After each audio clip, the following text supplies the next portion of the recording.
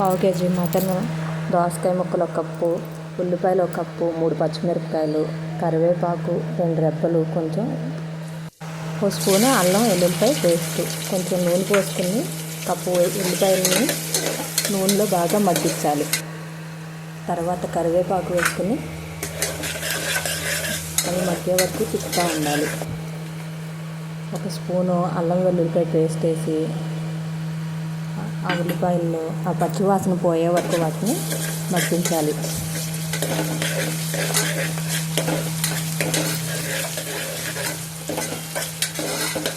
ఉల్లిపాయలు బాగా మగ్గిన తర్వాత 2 స్పూన్లు సాల్ట్ వేసుకుని, రుచికి తగ్గట్టు మీరు ఎక్కువ తింటే ఎక్కువ వేసుకోవచ్చు. సాల్ట్ వేసుకుని ఉల్లిపాయలని మగ్గించాలి నూనెలో. తర్వాత కొంచెం పసుపు, ఒక చిటికెడు పసుపు వేసుకుంటే సరిపోతుంది, ఎక్కువ అవసరం లేదు. ఆ ఉల్లిపాయల్లోనే 2 స్పూన్లు కారం ఎక్కువ తినేవాళ్ళు మీ రుచికి తగ్గట్టు కారం కూడా వేసుకోవచ్చు. ఇవన్నీ బాగా మగ్గిన తర్వాత పచ్చివాసన పోయే వరకు వేగిన తర్వాత ఇప్పుడు మనం తీసుకున్న మటన్ అందులో వేసి కొంచెం ఆ ఆయిల్లో ఆ మటన్ని బాగా మగ్గనివ్వాలి.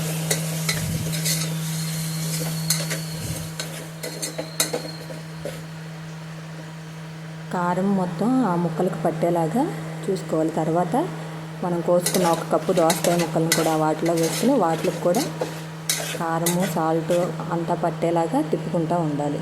ఇప్పుడు 1 గ్లాసు నీళ్ళు పోసుకుని మళ్ళీ ఒకసారి ఆ ముక్కలన్నీ కలిసే వరకు తిప్పుకోవాలి.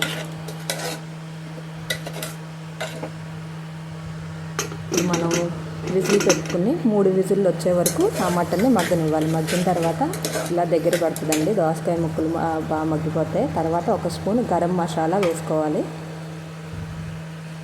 గరం మసాలా వేసుకున్న తర్వాత కొంచెం కొత్తిమీర వేసుకుని కూర కొంచెం దగ్గర పడేదాకా మగ్గనిచ్చి దింపేసుకుంటే దోసకాయ మటన్ కర్రీ రెడీ అండి. చాలా టేస్టీగా ఉంటుంది.